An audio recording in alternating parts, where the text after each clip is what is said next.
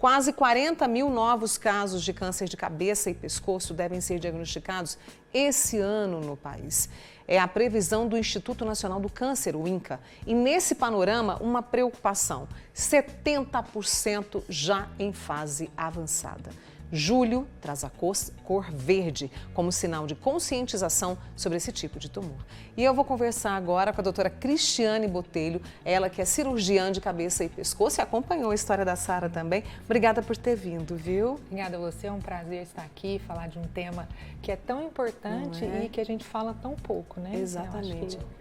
Um prazer estar aqui com vocês. Cristiane, quando a gente fala, né, de câncer de cabeça e pescoço, por exemplo, a Sara, o câncer de tireoide, ele está, né, quando se fala desse tipo de tumor? Sim, na realidade, a cabeça e pescoço é a localização que tem maior número diferentes de câncer de todo o nosso corpo. A tireoide, ela está inclusa nesse grupo, mas quando a gente fala de câncer de cabeça e pescoço, a gente fala de câncer de boca, de laringe, de faringe, de glândulas salivares, que são a glândula da cachumba, que é a parótida. Então, tem a própria tireoide, né? Então, o cérebro, o câncer de cérebro não entra nessa estatística, porque aí é o pessoal da neurocirurgia que cuida, mas todos os tumores de pele da cabeça e pescoço também entram nessa estatística aí do INCA.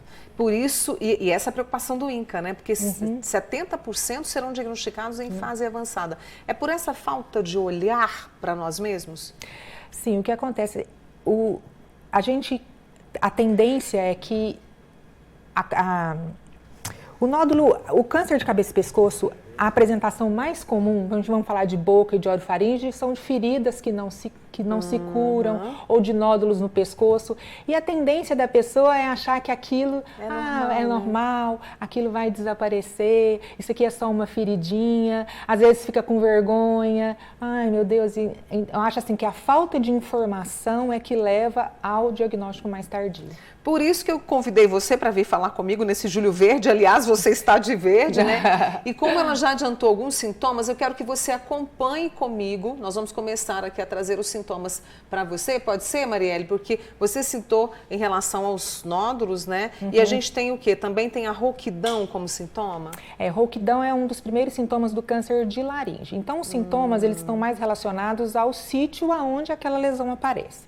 Então, por exemplo, câncer de boca, o primeiro sintoma é uma ferida que não cicatriza.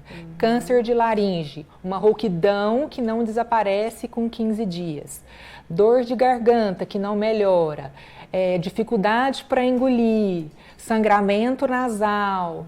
Então, são todos esses sintomas que podem estar relacionados a um câncer nessa região. E nódulos no pescoço. Câncer de tireoide, o primeiro sintoma, nódulo no pescoço. E existem aqueles nódulos que estão relacionados à doença metastática, como a moça a Sara falou, né, no relato dela, que o nódulo não é o tumor primário, ele é uma metástase, né? Uma célula que saiu do tumor primário e foi para o nódulo do pescoço. A gente faz muito diagnóstico também através de nódulos no pescoço. E aí, quando se percebem esses sintomas, esses sinais, que tipo de exame que é feito, doutora Cristiane? Então, aí, no caso das lesões de boca, os dentistas são os nossos grandes aliados, porque eles é que têm contato, geralmente, com as primeiras lesões, as lesões menores, é o profissional da odontologia. Né? Então, aí depende assim, um nódulo no pescoço, o primeiro exame que a gente faz é um ultrassom, por exemplo. Mas eu acho que o que é mais importante é conscientizar a população de que ela precisa ir a um serviço médico, né? Ou um dentista, ou um profissional de saúde, que ele que vai saber direcionar qual é o melhor exame, saber direcionar o melhor tratamento. Eu acho que quando a gente fala de câncer de cabeça e pescoço, as duas premissas são estilo de vida, que acho que a gente vai mencionar um pouquinho sobre isso, e diagnóstico precoce. Porque a gente está falando de um tumor que 50% dos tumores de cabeça e pescoço eles são evitáveis, é um número grande, né? E 90% são curáveis quando feito no início, né? Um diagnóstico precoce. Então vamos trazer os caminhos da prevenção? Quero pedir o pessoal que me ajude aqui para trazer justamente esse alerta do Julho Verde, evitar bebida alcoólica em exagero, Cristiane. Exatamente, a bebida alcoólica ela é um dos principais fatores de risco para o surgimento de cânceres da cavidade oral e da orofaringe. Associada ao tabagismo, O tabagismo isolado é um fator de risco importante, mas quando a gente associa esses dois hábitos, o tabagismo e o alcoolismo, eles têm um efeito sinérgico e são hoje os principais fatores de risco para o surgimento do câncer nessa região.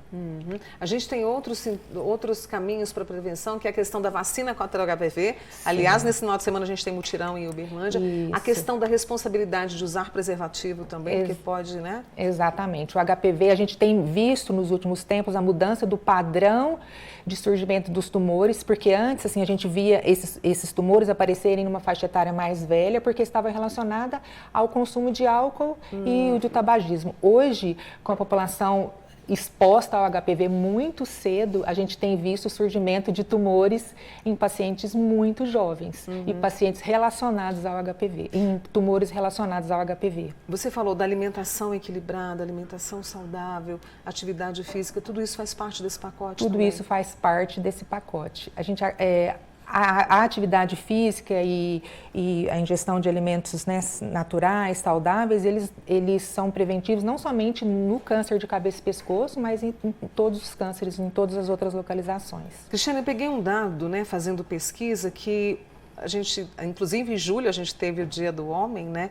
E aqui um dado mostra que eles são a maioria nos casos, principalmente ali acima dos 60 anos. Um recado especial para eles? Então, primeiro que homem não gosta de ir ao médico, eu não brinco. Gosta, né? Acaba que eles ficam protelando, aparece uma coisa, amanhã eu vou. Então, esse é um dado muito importante. E segundo, assim, como os hábitos, infelizmente, beber e fumar é muito mais frequente na população masculina. Exatamente. Então, a gente acaba que a gente tem uma incidência maior nesse grupo de população. Então, eu acho que é orientar os nossos homens a visitarem os médicos, né? O homem tem essa dificuldade em fazer os seus exames de prevenção.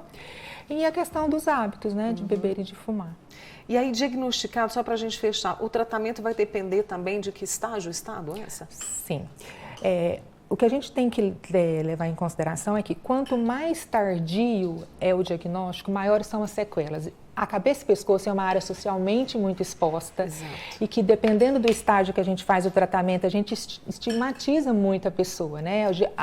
O principal tratamento é o tratamento cirúrgico. Então, assim, se a gente tem um tumor de língua, numa lesãozinha pequena, a gente vai fazer uma ressecção pequena, que isso a pessoa consegue falar, consegue comer. Se a gente faz uma lesão maior, isso traz uma sequela maior. Então, assim, o que é importante, o principal tratamento é cirúrgico e dependendo do estadiamento, a gente vai ter que fazer algum tratamento complementar com rádio e quimioterapia.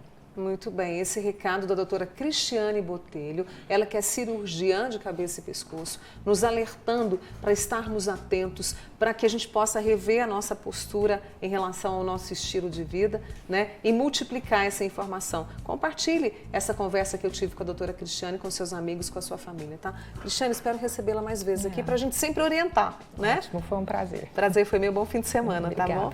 Pode ficar aqui comigo um pouquinho, porque